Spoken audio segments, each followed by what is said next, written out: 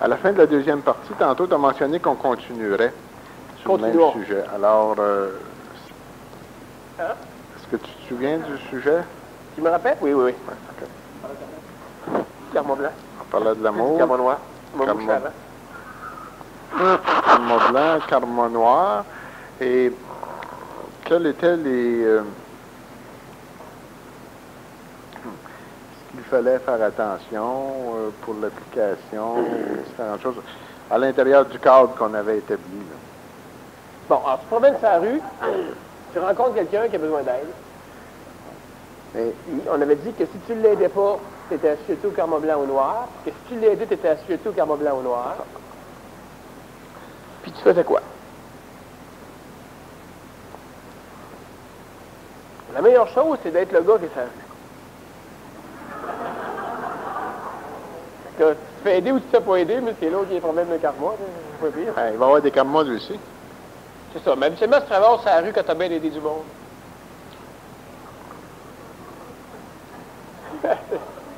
Bon. Pour être capable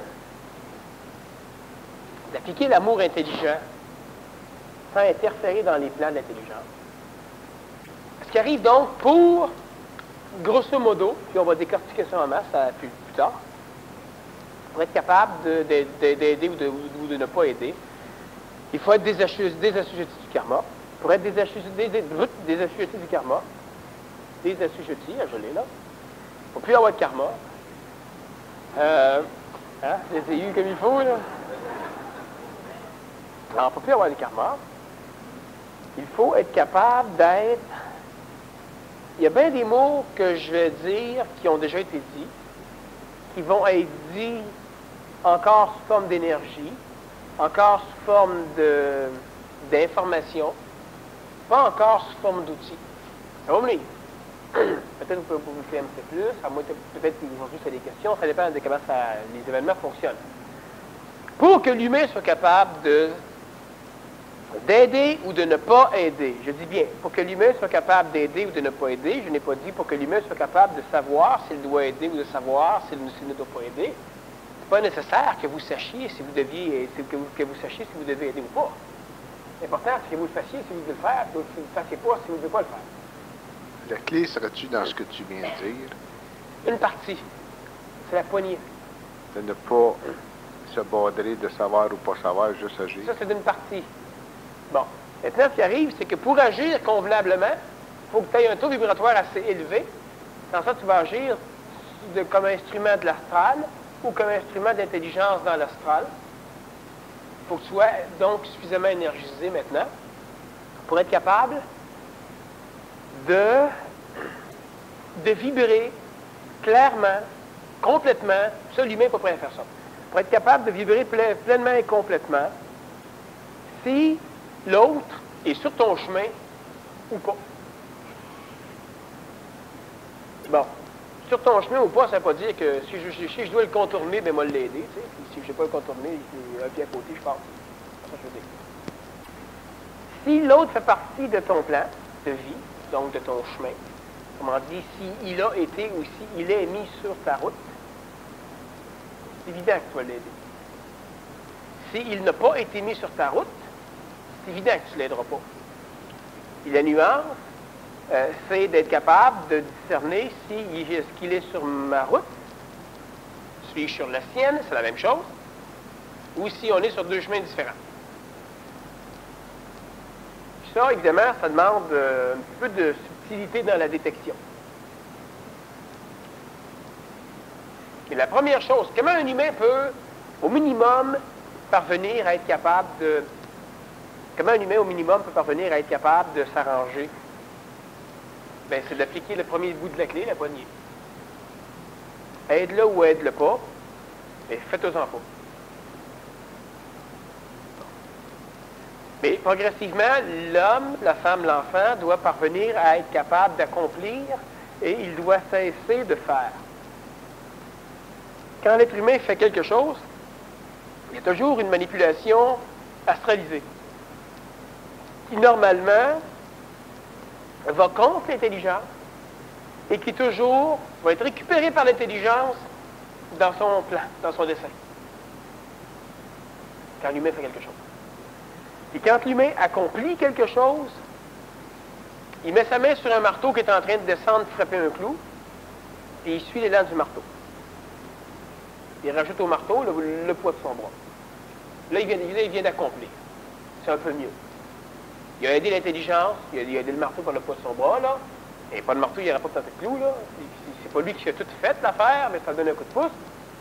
Sauf que l'humain qui fait quelque chose va vouloir accélérer le marteau, le clou peut-être pas encore mis, il va vouloir ralentir. Bref, il vient s'en mêler. Non, c'est que je vais reparler amplement de la façon de développer des mécaniques pour être capable de voir clairement. Être capable de se servir de l'intelligence sans se casser la gueule avec le bout de champ. OK. Et puis, ça fait partie du prochain PMC+. OK. Mais nous, on peut continuer à parler d'amour. Aucun problème, aucun problème. Alors, j'aime ça. L'amour inconditionnel, Daniel, l'homme peut le connaître avec d'autres hommes. Oui. Il peut aussi le connaître avec des animaux. Oui. Plus facilement qu'avec d'autres hommes, semble-t-il. Bon, l'amour inconditionnel, donc l'amour intelligent, puis tout ce qui se rapproche de l'amour intelligent ou inconditionnel. Est-ce que c'est justement là, moi j'ai utilisé le mot inconditionnel parce que ce que je veux dire, c'est ça s'applique plus à intelligent. Mais peux-tu faire la différence entre l'amour inconditionnel et l'amour intelligent? Il y en a une, mais ils sont très près.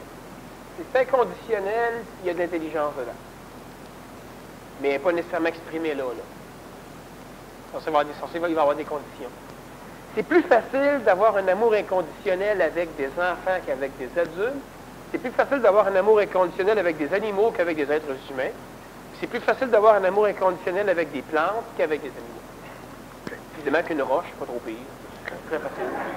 Mais l'homme qui connaît un amour inconditionnel avec un animal, avec un être vivant, palpable, mettons, un quadrupède canin.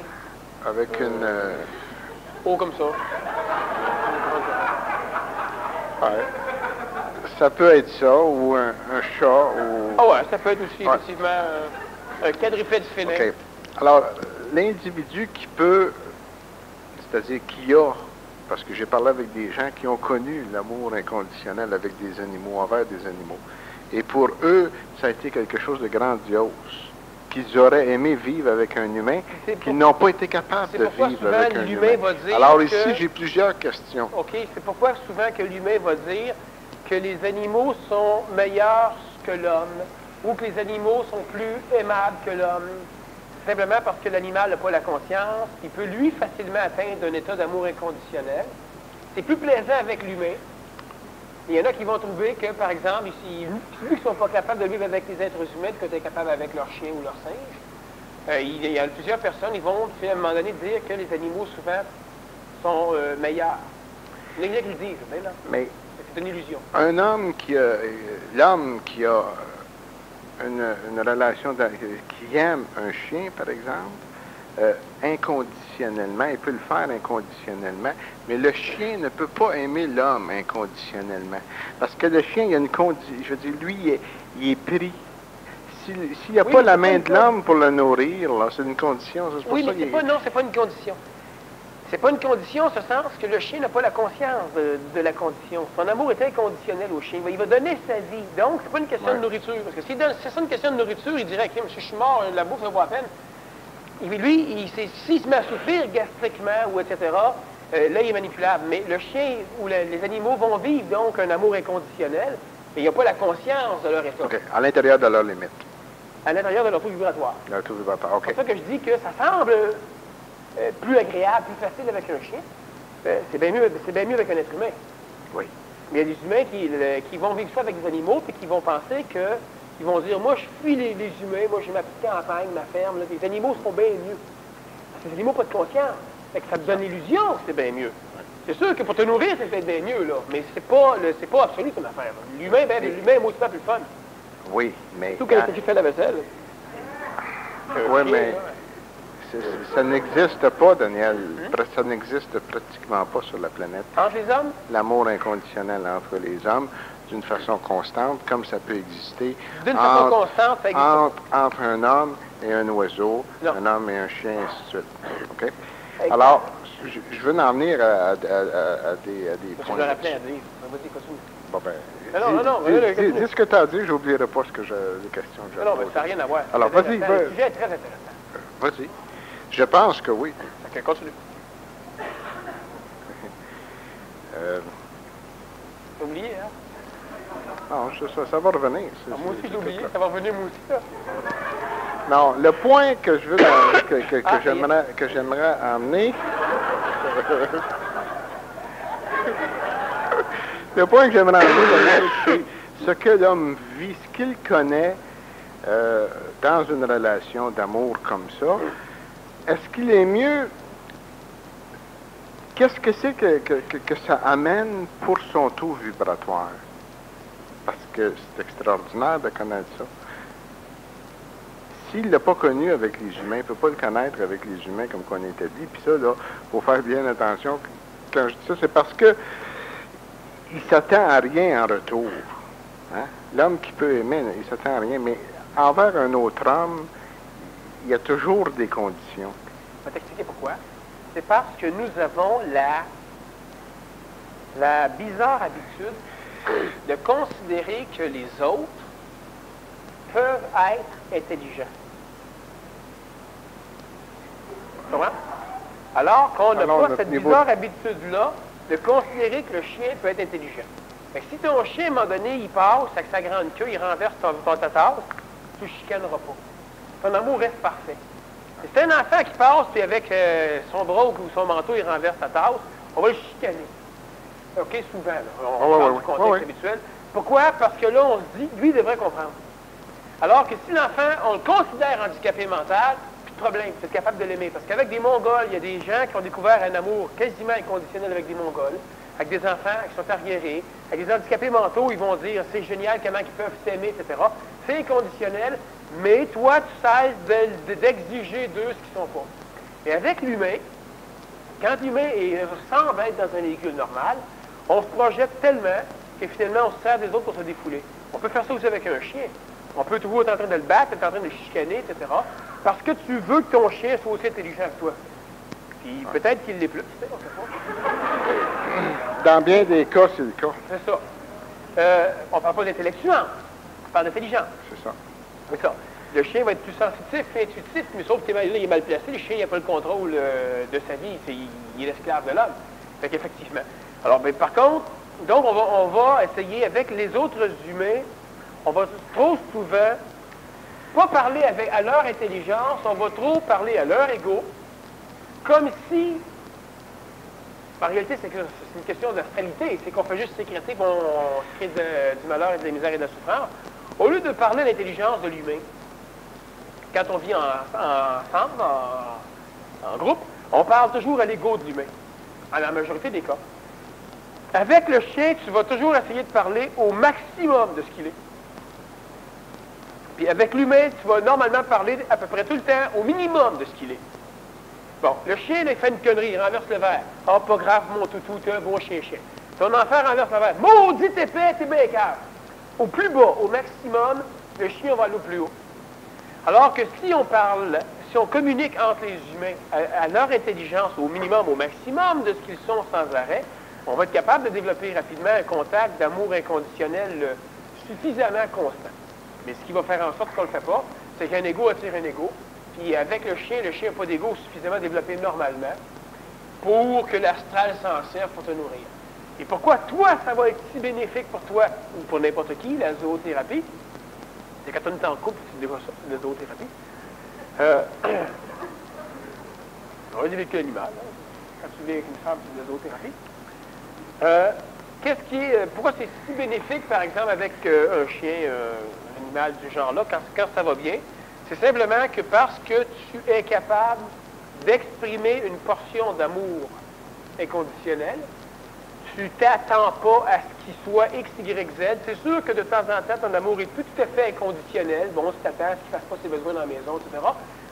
À un moment donné, tu peux l'aimer autant, même il se fait ses besoins dans la maison, mais tu vas le punir pour qu'il ne fasse pas ses besoins dans la maison, mais ça n'a rien altéré ton amour. Le chien est toujours correct. Tu vas avoir un amour inconditionnel là-dedans. Pourquoi ça va te nourrir tant que ça? C'est uniquement parce que tu laisses l'énergie de l'amour circuler à travers toi. Elle est altérée, puis elle est ajustée en fonction de ce que tu vis. Laissant circuler à travers toi, elle te nourrit. Alors, c'est pas la présence du chien qui te nourrit. C'est uniquement parce que tu peux l'aimer. C'est ça. Et pour pouvoir l'aimer, il faut que tu laisses l'énergie circuler. Et nous, actuellement, sur la planète, on a besoin d'une raison pour qu'elle circule. Peux-tu aimer un courant d'air? Non. Alors, il faut absolument qu'il y ait quelque chose qui va plaire suffisamment à ton ego pour que lui finisse par ouvrir des portes, pour que l'énergie d'amour sorte, traverse. Pour Puis là, devenir la impersonnel. circulation, maudit qu'elle est énergie. Pour que l'ego disparaisse, pour que l'ego Tu vas devienne arriver. impersonnel. Oui. Parce que ce que tu as mentionné tantôt, c'est une facette, mais à l'envers de bien des cas, je pense que ça se produit. Comme tu as dit, le chien va se branler la queue, il va renverser le verre, la tasse, ainsi de suite. Mais il faut que lorsque l'homme vit ça, qu'il y ait quelque chose qui déjà compense pour les dégâts qu'il vient faire. Absolument. Il faut qu'il ait soit qu'il ait une beauté, soit qu'il ait une intelligence extraordinaire à l'intérieur du cadre dans lequel il est, et que l'autre personne ait la capacité, les habiletés d'apprécier une beauté et une intelligence. Il faut qu'il y ait une faut que ça se harmonie gagne, vibratoire entre les deux. C'est ça. Et puis, ce que je pense qui se produit, là, à un certain niveau, c'est que... Puis je t'arrête juste 2 secondes, on tient ça, là. À un certain niveau. Je pourrais pas le dire. Moi, je suis au niveau d'eau. Je m'ajuste, j'essaye d'aimer quelqu'un qui est au niveau ci. Je suis pas capable. Je me dis, les êtres inférieurs, là, je suis pas capable de m'ajuster à eux autres. Je rencontre un sol dans la rue, je suis pas capable. D'un coup, je rencontre un autre dos, un acteur inférieur. Là, on est en harmonie. Là, je m'ajuste bien à lui. Je suis capable de m'ajuster à des plans inférieurs. Le chien, lui, qui va vibrer avec toi, il doit être sur la même octave et la même note que toi. Il va être 25 hectares plus bas. Aucun problème. Un oiseau, c'est bien plus con qu'un chien. Bon. Et puis, tu vas être capable, même chose, à un moment donné, si tu vibres la même note, tu vas être capable de l'apprécier, mais si c'est n'importe quelle autre note, tu ne peux pas. Fait qu'avec l'humain, il est bien plus près de toi, c'est plus difficile de l'apprécier parce qu'il étant plus près de toi, il est sur la même octave, donc tu ne peux pas être sur la même note. Il y a d'autres raisons aussi, je pense que j'aimerais ce qu'on entre tantôt, entre la différenciation principale entre, je pense, moi, que l'homme peut avoir une relation d'amour inconditionnel plus facilement avec un chien qu'avec qu'un autre être humain, c'est que, la raison en est bien simple, c'est que les lois de l'énergie, les lois des plans pour attaquer l'homme ne sont pas les mêmes. Ils ne peuvent pas manifester. Si le chien est de provenance vibratoirement haute, ils ne peuvent pas le manipuler comme qu'ils vont manipuler un homme. Oui et non. Si ton chien... Les lois ne sont pas les mêmes. C'est-à-dire que c'est pas tout à fait... Parce que ton chien n'a pas suffisamment d'ego pour attirer ton ego dans la communication, c'est beaucoup plus facile pour l'intelligence ou pour l'amour de passer. Si tu as un ego de chien, tu rencontres un chien qui a un ego d'homme, ils vont saillir. Ils ne pourront pas t'aimer. Alors, ce qui va arriver souvent, c'est que l'individu qui recherche de l'intelligence dans l'animal ne pourra pas aimer un chien. L'individu qui recherche, puis quand je parle d'intelligence, là, de l'intellectuance, que je devrais dire. OK? Parce que l'intelligence, il y en a dans un chien, c'est la spontanéité. Si l'individu qui recherche, mettons, de l'intellectuance dans un chien ne pourra pas l'aimer. Non. Bon. Non, il n'a pas. Non. Pourquoi? Parce qu'il va valoriser son ego, parce que les intellectuels ont besoin, c'est des snobs au niveau de ce qu'ils ont appris. Hein? Eux autres, ils ont des diplômes, par exemple. Ça ne veut pas dire qu'ils sont tous diplômés sur le même, là. Bon, pour donner un exemple. Fait que le chien, lui, c'est un épais. Ça valorise son ego. L'ego étant là, la communication ne se fait pas. Un petit bébé, la communication va se faire. Tu t'attends pas à ce qu'il puisse te dire que 5 et 5 font 2. Quand il est rendu à 10 ans, là, l'ego est là. Parce que là, tu te projettes dans lui puis il devrait être capable de, puis tu n'es plus capable du tout d'avoir une relation avec la réalité de l'humain. Ça mérite de l'eau, ça. En même temps, Daniel, la fidélité de l'animal envers l'homme est reconnue. Oui, mais la fidélité... Je parle de la fidélité du chien, là, envers l'homme. Elle est reconnue. Un chien vibratoirement élevé, là. On va dire la dépendance envers l'homme est reconnue. Ce qui se manifeste par la fidélité. C'est ça, c'est la dépendance. Okay. La dépendance qui se manifeste par la fidélité du chien envers l'homme. Par l'apparence de fidélité du chien envers l'homme. OK. OK. Mais quand le chien a plus besoin du bonhomme, il est plus fidèle. Tant qu'il en a besoin, il va être fidèle. Mais c'est pas grave. Tantôt, on a établi qu'il n'avait pas de condition. Non, vu qu'il n'est pas conscient, c'est un problème. C'est pas une condition. OK. Alors, c'est à l'intérieur de ce cadre-là. OK, oui. Une condition. OK. Alors, c'est ce qui se produit.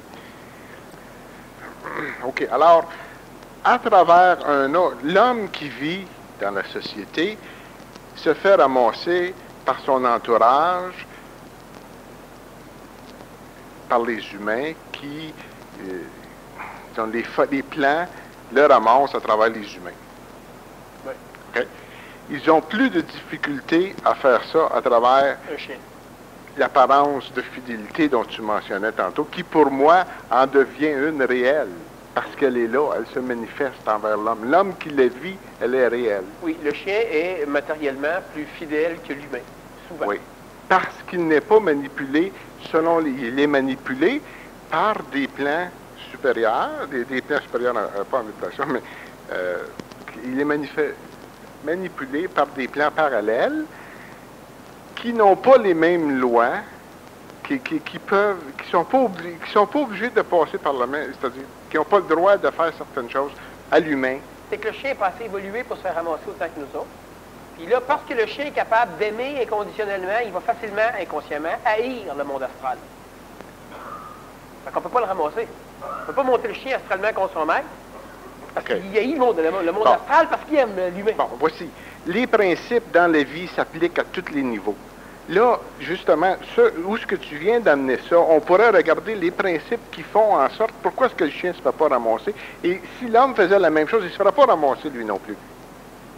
Oui. Je pense. Mais l'homme, il ne peut pas faire la même chose. Il peut, oui, dans certains cas. Quand que tu les avais toutes, là, tantôt. Quand que le chien visait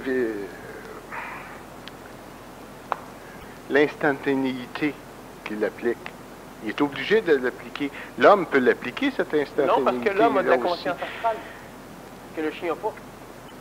Non, mais si l'homme applique l'instantanéité, il va faire la même... oui, mais l'homme ne l'appliquera pas.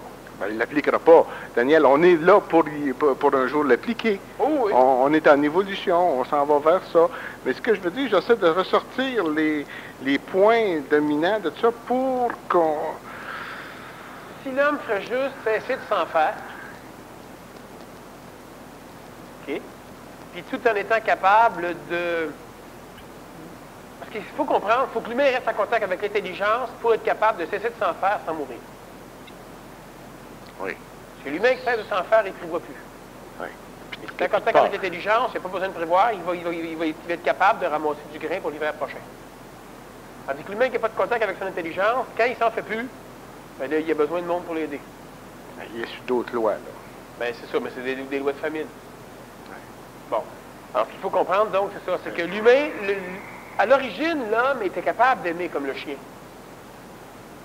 Mais c'était un homme des cavernes. Il mangeait comme un chien, puis il allait faire son territoire comme un chien. Puis il connaissait l'amour inconditionnel. C'était tellement inconditionnel, mais l'homme n'avait pas de conscience. Quand l'homme a commencé à avoir une conscience, l'amour est devenu conditionnel, une conscience extrémisée, évidemment. L'amour est devenu conditionnel. Pourquoi? Parce que c'est une question de vecteur de nourriture. Dépendamment comment égoïquement je suis constitué, j'ai besoin de telle ou telle énergie pour me nourrir, des énergies que je connais et qui sont répétitives, ce qui fait que je vais être obligé à ne pas changer pour que je puisse continuer à m'alimenter. Si je change, je m'alimente. Mon amour devient donc conditionnel. Le chien n'étant pas un être évolutionnaire, c'est un être qui va s'adapter. Donc, par rayonnement, tu peux le transformer. Donc, au contact du maître, tel chien, tel maître. Ou tel maître, tel chien, des fois. Et puis, donc, au contact du maître, le chien va changer puis avec un autre maître, il peut se retransformer. C'est sûr, ça dépend toujours de la matière de base du chien. Hein. Un chien qui est de nature douce ne deviendra pas violent. Alors, il peut penser qu'il transporte son maître. Je veux dire, mais il ne sera pas un chien nécessairement. Il peut, là, mais... Ça dépend de son âme, son niveau Exactement, ça dépend donc de la matière de base. Mais le rayonnement du maître va avoir un effet sur lui. Ça peut être amplifié par la matière de base, ça peut être atténué par la matière de base, donc par le chien. Parce que l'humain a une conscience astralisée, parce que l'humain a vécu des expériences, des illusions, des recherches, etc. Ce que le chien n'a pas connu. Parce que le chien, lui, ne se transmet pas d'histoire. Le chien n'a pas... le seul animal sur la planète Terre qui se transmet l'histoire, c'est l'homme. Que nous, on peut donc acquérir de l'écœurement d'une façon phénoménale, tandis que le chien, lui, il vient au monde, il n'est pas au courant qu'il y a déjà eu des chiens, il n'est pas au courant que les chiens ont déjà traîné des traîneaux, il n'est pas au courant que les chiens servent de laboratoire. Lui, l'homme, il est au courant de rien. C'est instantané, son affaire. C'est la première fois qu'il est là, il est bien content. Exactement là où l'homme va, là d'où l'homme vient, mais avec la conscience. C'est ça. C'est toujours la même chose. L'homme est capable d'aimer, mais c'est pas bon. L'homme a une conscience astralisée, donc l'homme aime conditionnellement. Mais dans l'avenir, l'homme va aimer, mais pas conditionnellement. Est-ce qu'il est bon pour l'homme de connaître cet amour inconditionnel avec un chien ou un autre animal? Est-ce qu'il est mieux de la connaître ou mieux de ne pas la connaître? Il est bien mieux, en tout cas. De ne pas la connaître? Un ou l'autre. Oui. C'est sûr que ça va selon le plan de vie de l'individu. Oui, c'est ça. Mais... Faire attention pour la simple raison que ça dépend de chaque individu. Ah oui, c'est ça. Donc, c'est pour ça qu'on est d'accord. Ça dépend du plan de vie. Oui, mais par contre, dans certains cas, il y a des êtres humains qui auraient intérêt à vivre une désinhibition avec d'autres êtres humains. Alors qu'en réalité, ils vont vivre une désinhibition avec leur chien. Bon. Et la problématique, c'est qu'il y en a qui vont finir par se fermer totalement à l'humain, parce qu'ils vont penser qu'ils ont plus facilement et mieux avec leurs animaux. Ça, c'est ceux qui ne sont pas capables de voir que... C'est ça. Donc, de est-ce que voir c'est mieux pour eux autres de le faire? Ben, on pourrait dire non. Oui, mais par contre, s'ils n'avaient pas fait ça, ils seraient peut-être morts. C'est pour ça que je te dis que la réponse, ils sont mieux. Le faire ou ne pas le faire, ils sont mieux. Ça ne vient pas. Ah, Il y en a trop, Daniel, il y a trop à faire ressortir là-dedans pour aider l'homme pour que ça sorte. Je sais. Je vais t'aider de bord. Oui. C'est dans la simplicité très souvent qu'on télépathiquement. J'aurais la même réponse que je viens d'avoir. Ah, ça c'est sûr. Bon, pourquoi est-ce si dangereux que l'homme amène l'amour intégral ou l'amour inconditionnel actuellement dans sa vie? C'est une bonne question. Oui, mais celle-là, encore là, on ne peut pas connaître ça. Parce que c'est pas le temps. Si c'est pas le temps, on ne pourra pas la connaître. Non, mais si je l'ai amené, c'est le temps qu'on en parle. OK. Alors, pourquoi est-ce si dangereux que l'homme touche à l'amour inconditionnel avec d'autres hommes actuellement? Quand on parle d'homme, on parle d'humain, évidemment, ça va de soi. Pour la simple raison que l'amour, c'est le feu le plus dangereux, le plus puissant qui existe dans le contexte créationnel. Même si l'intentionnalité est plus subtile, elle n'est pas plus puissante que l'amour. L'intentionnalité ne peut absolument rien faire s'il n'y a pas d'union. L'amour est en haut, l'amour est essentiel. L'intelligence n'existe pas sans amour. Donc, s'il n'y a pas d'union, il n'y a rien. Il n'y a rien pour l'exprimer, il n'y a rien. On n'est même pas là. L'amour, c'est ce qui est plus puissant, c'est donc ce qui, dans les mains de l'homme, devient un feu extraordinairement dangereux. Puis quand je dis que l'amour, c'est ce qui est le plus puissant, j'allume, on va dire que c'est un feu, j'allume une chandelle, j'allume une flamme, merci. Et puis, l'amour, c'est comme la flamme, puis là, tu vas voir l'ombre de la flamme sur le mur. L'amour est tellement puissant que l'ombre de la flamme, l'ombre de l'amour sur le mur, va mettre le feu au mur. Alors, il faut réellement le comprendre comme ça. Ça veut dire que la copie mal faite de l'amour réel dans le monde astral est extraordinairement dangereuse aussi. C'est pourquoi, avec l'amour, l'homme peut créer, puis avec l'amour, l'homme s'étant détruit. L'amour va engendrer la haine, la jalousie, les meurtres, et tout ce qui existe actuellement sous le contexte planétaire. La majorité des problèmes entre les humains sont causés par le phénomène de l'amour. On ne parle pas d'amour intégral, on parle juste de l'ombre de la chandelle sur le mur. Ça fout tout le feu au mur.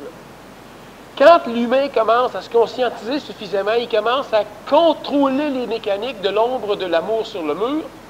Donc, il commence progressivement à être capable d'atténuer l'incendie, sinon de l'éteindre complètement. Puis là, tu lui dis maintenant que tu contrôles peu ou complètement l'ombre de l'amour, bien, va maintenant toucher le véritable amour.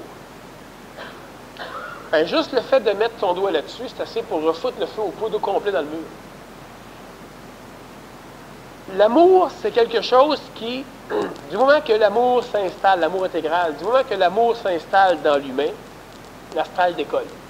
L'astral va tellement être condensé, là, tout uni, que l'astral n'aura plus aucune motricité.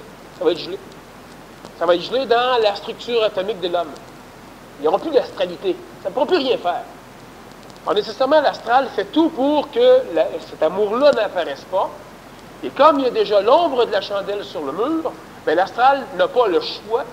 Elle va donc se servir de l'ombre de la chandelle pour en faire la chandelle de la conscience astralisée des humains.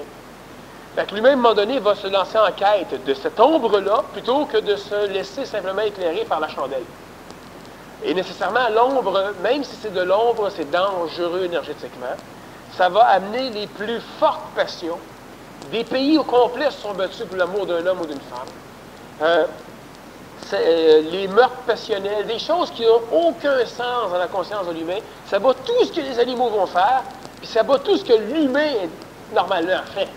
Tuer tes enfants, puis après ça te suicider, ou tuer ta femme ou ton mari te suicider, c'est de l'amour. Mais ça ne va nulle part dans aucun contexte, ni animal, ni végétal, ni minéral, ni humain, ni théologique. Il n'y a pas une religion qui enseigne ça, il n'y a pas une science qui enseigne ça, il n'y a pas un gouvernement qui enseigne ça, rien. Ça échappe à tout complet. Ça, c'est un petit feu de rien qu'on appelle l'ombre de l'amour. Quand l'humain essaye de contrôler ça un petit peu, là, ça peut faire des emmanchures. Alors, les religions qui sont astralisées, comme les sciences, comme les gouvernements, ont une seule fonction, c'est de diriger l'homme. Évidemment, ils sont manipulés, mais dans leur inconscience, ils ne savent pas. Donc, ils sont comme l'homme, ils sont convaincus qu'ils ont les barbeaux. Ils mènent le jeu. Quand on commence à être intelligent, on se rend compte que leur jeu est perdu d'avance. Même si on le dit, ils ne savent pas. Comme d'aller dire à quelqu'un qui est sûr qu'il a dit les barbites, t'es pas des barbites, il est beau l'avoir entendu, il donne une claque, il est sûr que c'est lui qui a dit ça. Ça n'en va pas. Tu t'apprends qu'il faut que tu cesses de parler pour lui. Étant donné que tout ça c'est astralisé, et que tout ça va être détruit si l'homme peut implanter l'amour, tout ça va donc travailler pour que l'homme n'implante pas l'amour. La façon d'implanter l'amour, c'est d'être capable de supporter l'amour. La façon de supporter l'amour, c'est d'avoir suffisamment d'énergie à la base, donc d'avoir un taux vibratoire acceptable, pour être capable de toucher l'amour sans brûler. La façon de ramasser de l'énergie vibratoire, c'est souvent dans des échanges qui ont trait à l'amour. Pas au sexe, mais à l'amour. Alors les religions, les gouvernements, les philosophies, les sociétés, tout ce qui existe dans l'astralité planétaire vont créer une coalition pour interdire à tous les humains d'arriver à un contact aussi chaleureux avec un humain qu'avec son chien.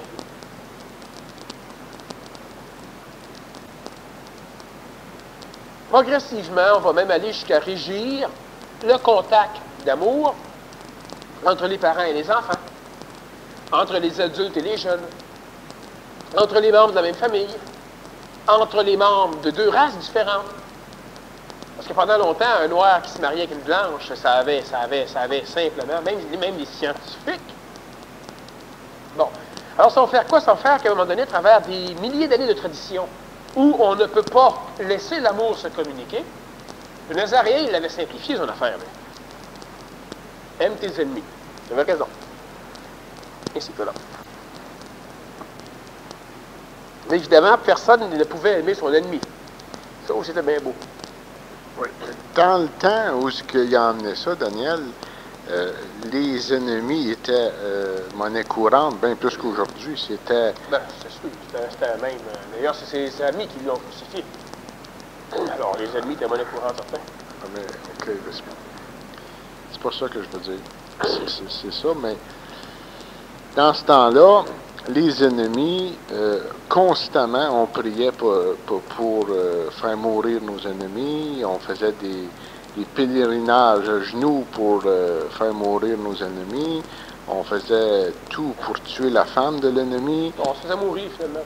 C'est ça. C'était pas un ennemi, c'était pas comme aujourd'hui.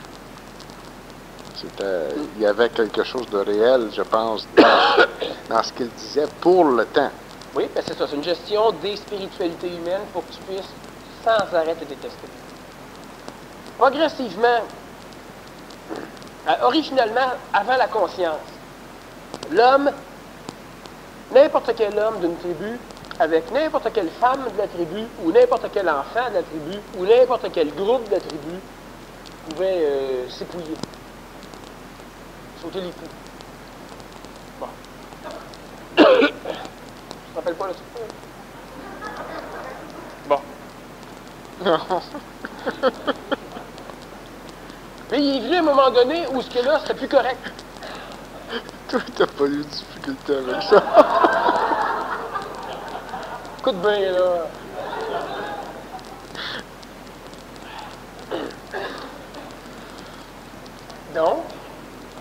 Donc, pas mal partout, des fois. Et puis, ce qui est arrivé à un moment donné, c'est que l'homme, comme les animaux, les singes, ils ne savent pas pourquoi, parce que ça les relaxe. Des massages qui se font. Ça les relaxe. Alors, ils vont faire ça entre deux familles, il n'y a aucun problème. Quand l'homme commence à être conscient, il commence à aimer ça. Donc, à un moment donné, il va, puis il ramasse. Mais là, c'est parce qu'il y a toujours un échange d'énergie. On va appeler ça de l'altruisme. Les singes s'aiment, gars, ils ne s'épouillent pas. Là, on va dire, oui, mais c'est parce qu'ils aiment les grains de sel qu'il y a sur le corps ou les poux. C'est même pas ça. Tant qu'à se fouiller dans la fourrure puis à se masser, ben c'est sûr que c'est des petits bonbons. Ils ramassent. OK? Ben, vous feriez la même chose, vous autres. Progressivement, ben, à un moment donné, il y a un mâle qui va finir par se conscientiser tellement, ou une femelle, mais c'est les mâles qui vont commencer ça avant, à conscientiser que c'est bon, qu'ils aiment ça. Il va rapidement découvrir que quand c'est telle ou telle femelle qui vient l'épouiller, c'est meilleur. Conscience commence à parler au niveau de l'ego, il se rappelle. Là, il va commencer à être jaloux quand elle va épouiller un autre. Puis là, progressivement, ça c'est pour empêcher. Puis là, aujourd'hui, on en arrive à un phénomène social planétaire où tu es limité à une seule femme ou à un seul mari. Les enfants ont des parents. Il y a des familles. Entre les gars, des choses qu'on ne doit pas faire. À un moment donné, quand j'étais jeune, moi, je voyais des Péruviens, deux garçons qui s'en allaient et se tenaient par la main. Deux belles tapettes. Et puis, finalement, ben là, la maîtresse devait nous expliquer que dans leur pays, c'est normal, puis que c'est pas des tapettes, parce qu'ici, c'est des tapettes. Alors, finalement, progressivement, comme les peuples latinos, par exemple, ou les peuples latins, comme les Italiens, bon, les gars vont encore s'embrasser, nous autres, ça se fait moins. Il y a, dans les structures, il y a toute une codification de l'échange d'énergie pour limiter au maximum l'échange réel d'énergie d'amour. Assez que l'Église va dire, à un moment donné, le pire acte qu'un animal humain peut faire, qu'un être humain peut faire, c'est l'acte sexuel. Parce que ça engendre ce qu'il y a de plus beau, un bébé. Alors, si vous avez une relation sexuelle, ça doit être fait dans le noir, puis sans jouissance, et puis le plus vite possible. Il fallait qu'il n'y ait aucune possibilité d'arriver à communiquer l'amour. Quand un homme, pendant longtemps, du moins qu'un homme aimait les enfants, le moindrement, il était efféminé, il n'était pas correct, etc., ça s'est tenu longtemps, c'est encore un peu comme ça aujourd'hui. Il y a des choses qui changent un peu, mais c'est très, très, très limité, celle-là. Donc, finalement, les enfants n'ont plus la capacité de se nourrir, les adultes n'ont pas la capacité de se nourrir, les personnes vieillissent, les grands-parents essaient de se reprendre. Partout sur la planète, c'est le gros marasme. Pourquoi? Parce qu'à un moment donné, se faisant conditionner l'amour, créer un amour totalement possessif, ben nécessairement, on devient encadré. Puis tout partout, quelle que soit la religion, l'ethnie, tout partout, l'humain a vécu cette problématique majeure. À un moment donné, il y a des êtres humains qui sont devenus conscients qu'ils ne pouvaient pas s'alimenter convenablement. Prenons un célibataire qui rencontre une femme célibataire. Et disons que, bon, ils se collent, ils se roulent ensemble sur la plage un bout de temps, ils ont bien du fun, ils se relaxent bien gros. Et puis, le gars et la fille sont parfaitement heureux. Le gars, il prend l'avion, il s'en va dans une autre île 2 jours plus tard parce qu'il travaille là-bas, il rencontre une autre fille. C'est encore la grosse relaxation. À un moment donné, le gars, il tombe en amour, donc il tombe dans le piège. Et puis là, le gars, ben là, il est en amour avec une femme. Puis là, à un moment donné, il s'en va sur sa première île, il revoit sa première amie qu'il avait rencontrée. Là, il est mal pris. Là, il est en dissonance parce qu'avant, il s'alimentait convenablement. Je ne parle pas de relations sexuelles. Il s'alimentait convenablement, il avait le bonheur, on va dire, de la jeunesse. S'il avait 8 ans, il peut s'amuser avec n'importe qui. S'il a 12 ans, il peut s'amuser avec n'importe qui. S'il a 16 ans, un instant. Pourquoi? Parce que là, la conscience, ça s'émancipe à un moment donné. Il ne faut pas qu'il se rende compte de rien. Là, il va être pogné, il va avoir le goût d'aller voir la fille, mais là, il pense qu'il y a la culpabilité. Tout ce qu'on va avoir implanté dans l'astral. Puis la fille, elle, on l'organise en tabarnouche pour qu'elle le sache. En tout cas, bref, c'est un homme en chose du tonnerre. Et si le gars commence à jouer avec elle, il ne peut plus se désinhiber avec elle parce qu'il est mal pris avec ses archétypes. Donc, il devra se libérer avec elle.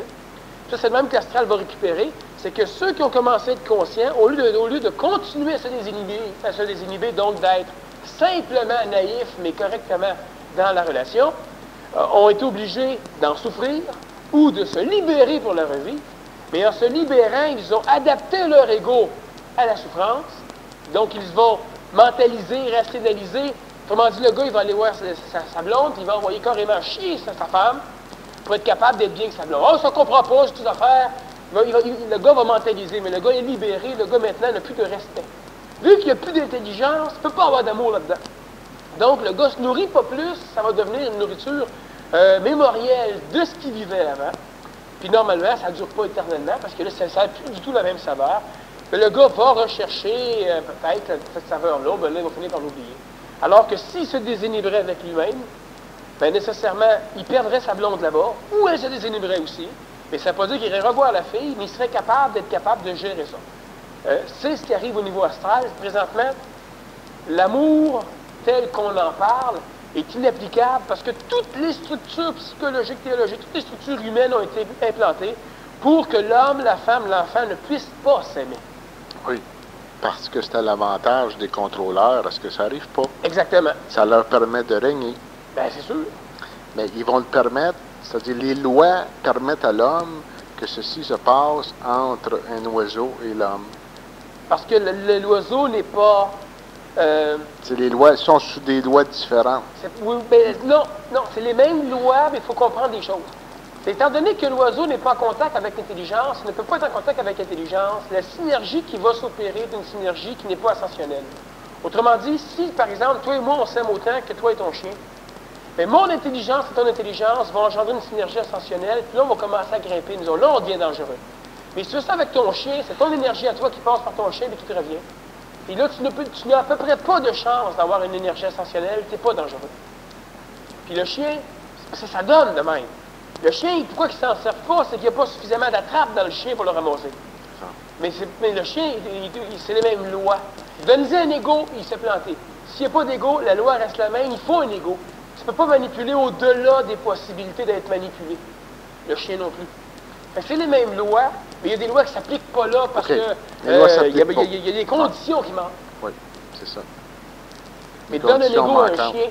Prends par exemple, on peut donner un ego à un chien. Oui.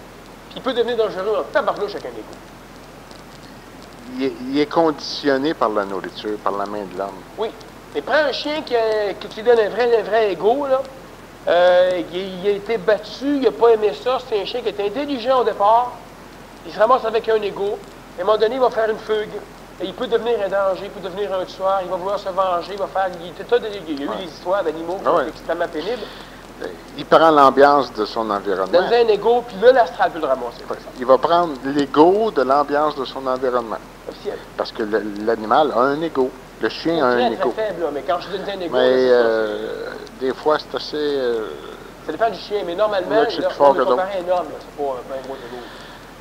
Comparé à certains hommes... Non, non, il n'y aura pas de but dans la vie, il n'y aura pas de regret, il n'y aura pas ça, il n'y a pas non, pas parce d'ego. qu'il est sur des octaves différentes, à un niveau plus avancé que l'homme, sur des octaves plus basses. Mais donner un ego d'homme, là, peut devenir très, très, très dangereux.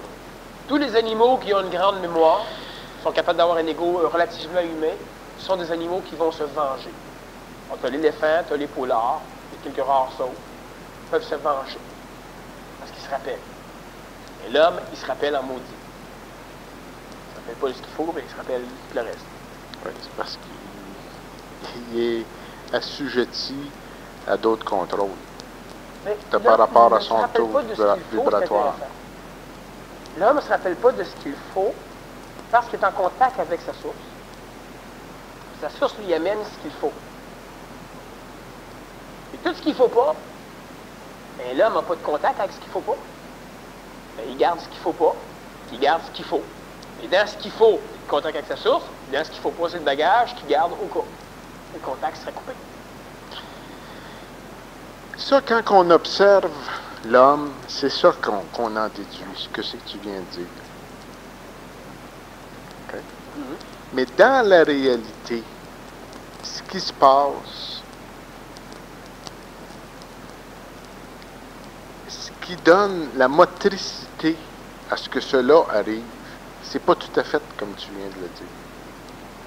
En général, ben ça non. Je faisais un résumé, là, c'est assez près. Et en général, il y a des humains qui vont tout exactement, d'autres c'est un peu différent. Parce que quand on observe, c'est ce qu'on peut voir. Mais quand on regarde la mécanicité qui fait tout fonctionner ça... Il y a un paquet d'éléments que j'ai omis volontairement là, pour simplifier l'affaire, mais effectivement. Oui, puis c'est ça que ça prend à l'homme. Il faut que les choses que tu omets, puis qu'on n'est jamais capable de faire sortir, c'est ça qu'il faut que l'homme vibratoirement comprenne pour se sortir de cette motricité-là, parce qu'on regarde toujours, on observe et on voit qu'est-ce que c'est qui nous est permis de voir, parce qu'on ne va pas voir la mécanicité, la force motrice en arrière, pas en arrière, la force motrice intégralement qui le fait fonctionner. Il y a deux... Parce que lorsqu'on va voir ça, Daniel, là, quand on le voit, on comprend le phénomène clairement. Quand on l'observe, ce que tu amènes, là, je vais pas à l'encontre de ce que c'est que tu as dit, parce que c'est la même chose que si on à un niveau beaucoup plus élevé, c'est la même chose que la pensée positive. On regarde Mulroney à l'âge de 12 ans, il s'en va sur la rue à Bécomo, puis il se dit, moi je vais être premier ministre un jour. C'est ce qu'il se dit. Il y a de la pensée positive. Il le répète de temps en temps. Qu'est-ce que c'est qu'il fait? Il a juste été chercher dans sa source, c'est-à-dire de la réalité.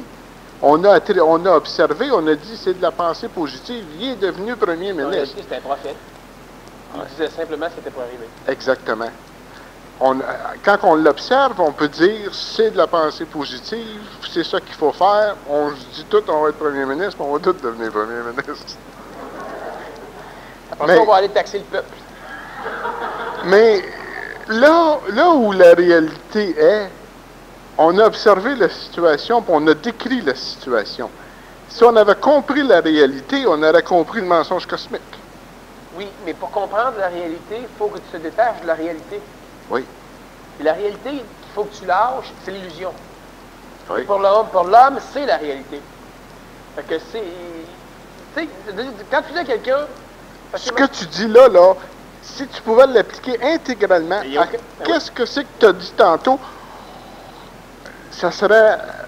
On comprendrait la mécanicité de tout ça. C'est-à-dire, si on pouvait le comprendre, on se libérerait de tout ça. Vois-tu, c'est facile à faire. Oui. Probablement impossible. Quand on l'observe, oui. Parce que moi, ça fait longtemps que... Parce que ce qui arrive à un moment donné, c'est que...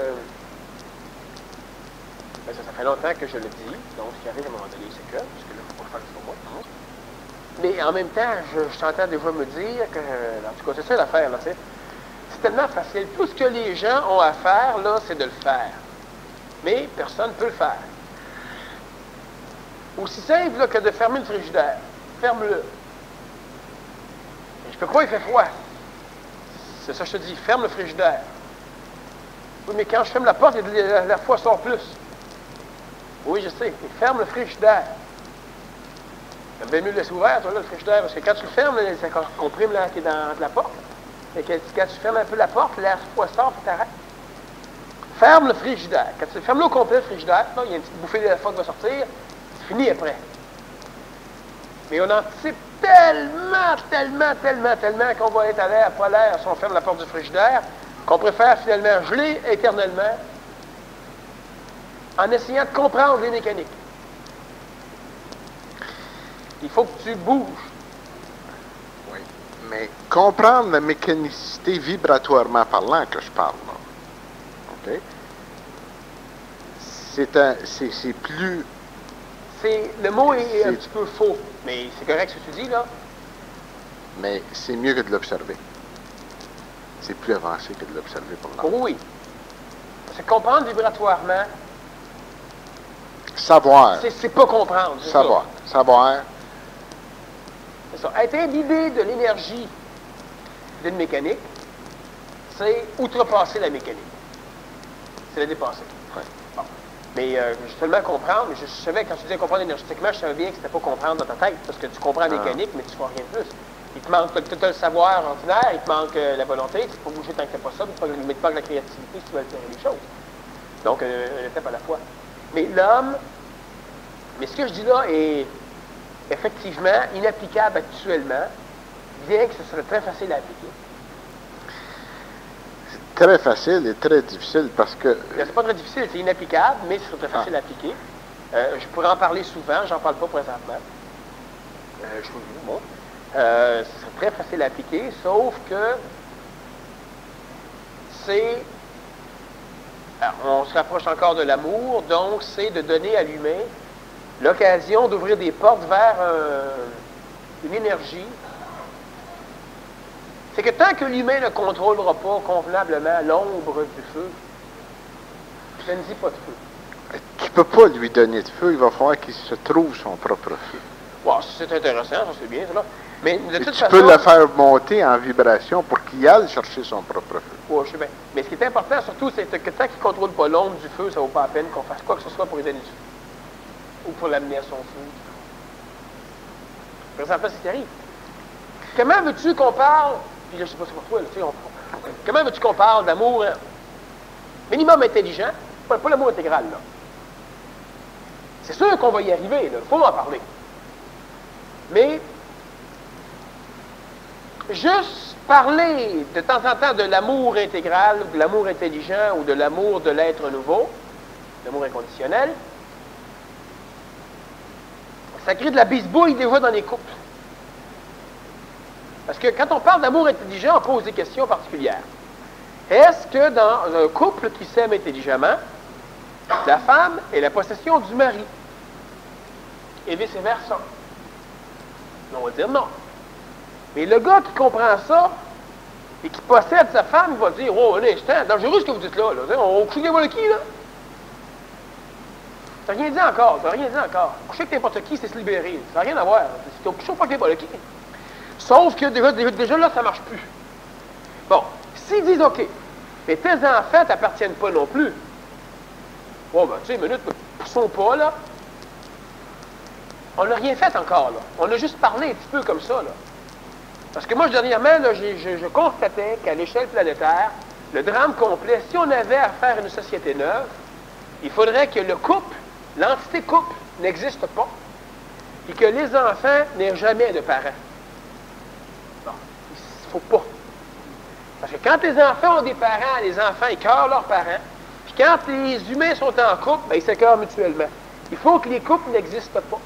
Ça veut dire que la liaison va rester intelligente entre deux individus tant qu'elle a resté. Ça peut être pour la vie des corps physiques, ça peut être pour plus, ça peut être pour moins. Les enfants viennent au monde, puis les enfants, ils vont aller vivre où ce qui sont le mieux, ça finit là. Il n'y a pas de possession.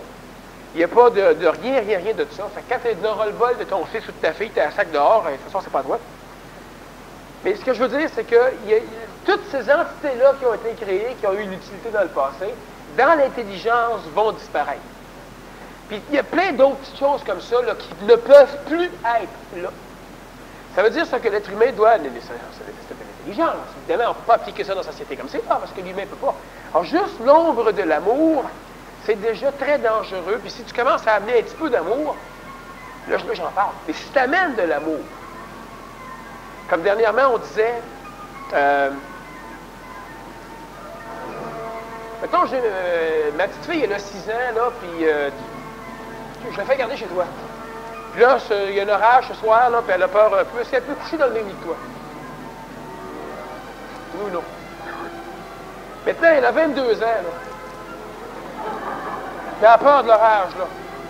Ah, toi, lui, il dit oui tout de suite, il n'y a pas de problème. Mais socialement, vois-tu la différence? C'est bien compliqué. Peut-être que les schémas d'interprétation, tu aurais peut-être peur qu'elle couche avec toi, de peur que moi j'interprète que, ou que, etc., ou etc., ou etc., ou peut-être qu'elle va peut-être un paquet de maudites de belles, puis hop. La fille de 6 ans, là, ça veut trop se coller, puis dit non, la fille de 22 ans, c'est la même affaire. Donc, on ne peut plus agir de la même façon parce qu'on est tous organisés. On n'a pas être capable de ça. Mais là, on va arrêter. À la prochaine.